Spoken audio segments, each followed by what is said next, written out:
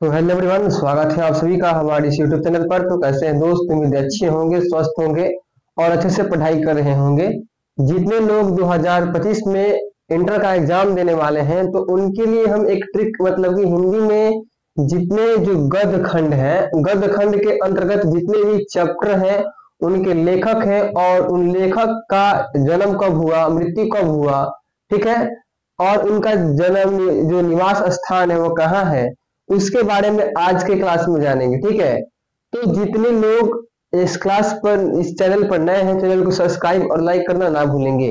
तो आइए देखिए, सबसे पहले इस गद्य खंड में 13 चैप्टर है। ठीक है, 13 चैप्टर यानी कि पहला जो है बातचीत है। तो बातचीत यानी कि देखिए, बातचीत के जो लेखक हैं वो बाल कृष्ण भट्ट है। कौन है? बाल कृष्ण भट्ट।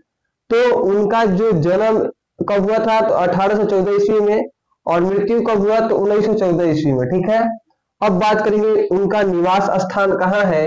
तो वो इलाहाबाद के रहने वाले हैं, जो कि उत्तर प्रदेश में है। यानी कि इस जो चार्ट आपको दिख रहा है, इस चार्ट के माध्यम से हम आपको बताएंगे कि आखिर यानी कि लेखक, उनका जन्म स्थान, मृत्यु कब हुआ, जन्म कब हुआ। यानी कि ये जो आज का क्लास होने वाला है ये आपके लिए काफी महत्वपूर्ण है। और इस क्लास से आपके एग्जाम में लगभग 5 से 6 ऑब्जेक्टिव पूछे जाते हैं, केवल लेखक और उनका जो चैप्टर लिखा गया है उनसे। ठीक है, तो पहला चैप्टर क्या है? बातचीत। ठीक है, तो बातचीत के लेखक है बाबू बाल कृष्ण भट्ट, जिनका जो निवास स्थान है वो इलाहाबाद उत्तर प्रदेश में है। ठीक है, और इनका जन्म कब हुआ? तो 1814 में, मृत्यु 1914 में। ठीक है, अब बात करेंगे सेकंड चैप्टर यानी कि उसने कहा था। तो उसने कहा था वे लेखक है चंद्रधर शर्मा गुलेरी। ठीक है, कौन है? चंद्रधर शर्मा गुलेरी, जिनका निवास स्थान जयपुर यानी कि जो राजस्थान में अवस्थित है, और इनका जन्म हुआ था 1883 ईस्वी में, और इनका मृत्यु कब हुआ? तो 1922 में। ये आपको याद रखनी है। अब बात करेंगे 3 नंबर चैप्टर की, जो है संपूर्ण क्रांति। क्या? संपूर्ण क्रांति, जिसके लेखक है बाबू जयप्रकाश नारायण। ठीक है, ये आपको याद होगा। जयप्रकाश नारायण के द्वारा कौन सा चैप्टर लिखा गया है? तो संपूर्ण क्रांति। तो जयप्रकाश नारायण का जो निवास स्थान है वो सिताब दियारा। ठीक है, जो सिताब है वो दियारा में अवस्थित है, और इनका जन्म बाबू 1902 ईस्वी में हुआ था, और इनका मृत्यु जो होता है 1979। ठीक है, अब बात करेंगे 4 नंबर चैप्टर, जो है अर्धनारीश्वर।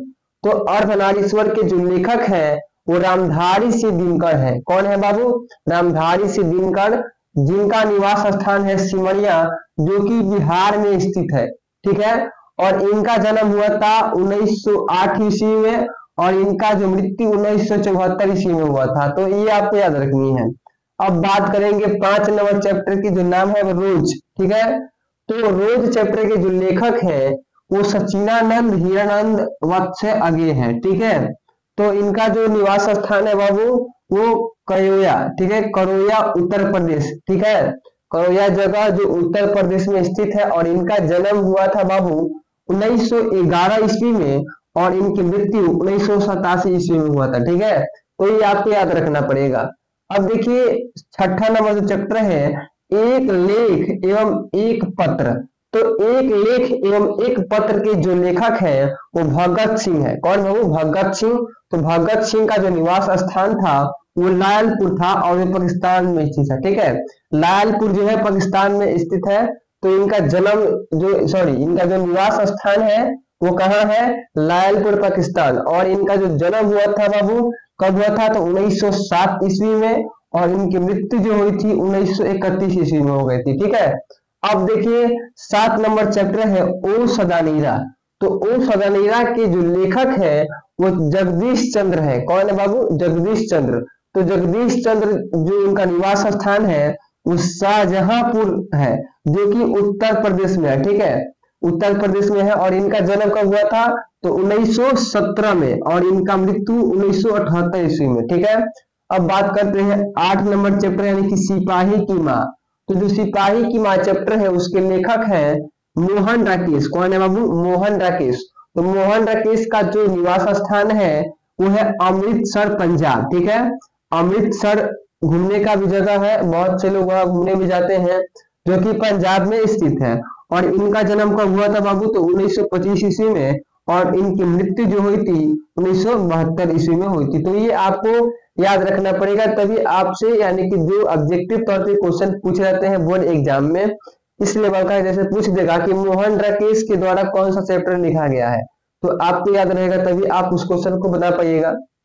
अब देखिए 9 नंबर चैप्टर है प्रगति एवं समाज। तो प्रगति एवं समाज के जो लेखक है वो नामवर सिंह है। ठीक है बाबू, नामवर सिंह का जो निवास स्थान है वो बनारसी में है, यानी कि जो उत्तर प्रदेश में है। और इसमें आपको ये देखने को मिलेगा कि जितने भी यानी कि अधिकांश जो लेखक हैं वो उत्तर प्रदेश के यानी कि निवासी हैं। अब देखिए इनका जन्म कब हुआ? तो 1927 ईस्वी में। अब देखिए बहुत बच्चे ये सोचेंगे कि इनका मृत्यु कब हुआ, तो देखिए ये अज्ञात है, यानी कि ये मालूम नहीं है कि जो नामवर सिंह है उनका मृत्यु कब हुआ था, ये किताब में भी नहीं दिया गया है। ठीक है, अब देखिए जो 10 नंबर चैप्टर है जूठन। तो जूठन के जो लेखक है वो ओम प्रकाश वाल्मीकि है। कौन है वो? ओम प्रकाश वाल्मीकि। और ओम प्रकाश वाल्मीकि का जो निवास स्थान है वो है मुजफ्फरनगर, उत्तर प्रदेश। आप देख सकते हैं अधिकांश जो लेखक हैं वो उत्तर प्रदेश से बिलोंग कर रहे हैं। ठीक है, अब देखिए इनका जन्म 1950 ईस्वी में, और इनका भी यानी कि मृत्यु कब हुआ था ये मालूम नहीं है, यानी कि अज्ञात है। 11 नंबर चैप्टर देखिए हंसते हुए मेरा अकेलापन।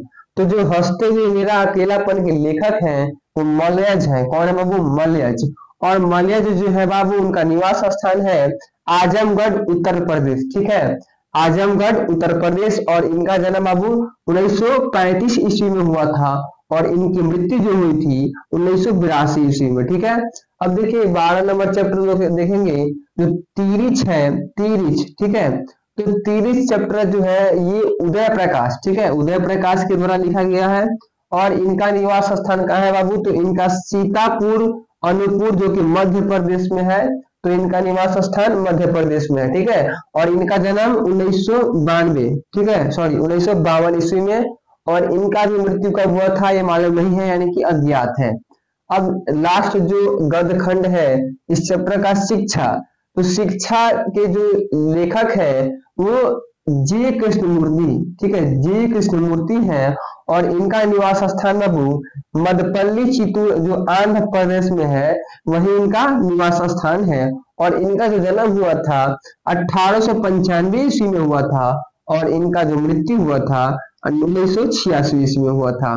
ठीक है, तो आप इस चार्ट को अपने एक A4 पेज में लिखकर जहां स्टडी करते हैं वहां चिपका सकते हैं, जिसके सहायता से यानी कि ये सब आपको कंठस्थ याद हो जाएगा। कहने का मतलब ये है कि अगर आप इस चार्ट को बनाते हैं और जहां आपका स्टडी टेबल है वहां लगा देते हैं, तो आप हर रोज अगर एक भी याद करते हैं तो ये आराम से आपको 13 दिन में याद हो जाएगा, जो आपके बोर्ड एग्जाम के लिए काफी महत्वपूर्ण है। आप क्वेश्चन बैंक निकाल कर देख सकते हैं, लगभग हिंदी में यानी कि 7 से 8 क्वेश्चन केवल इससे रहता है कि इस लेखक का जन्म कब हुआ, वो कहाँ के निवासी थे, उनके द्वारा कौन चैप्टर लिखा गया है। तो ऐसे क्वेश्चन बोर्ड एग्जाम में बनते हैं। तो आप हमें उम्मीद है कि आज के इस क्लास में आपको ये समझ में आया होगा। तो मिलते हैं अगली क्लास में, तब तक के लिए धन्यवाद।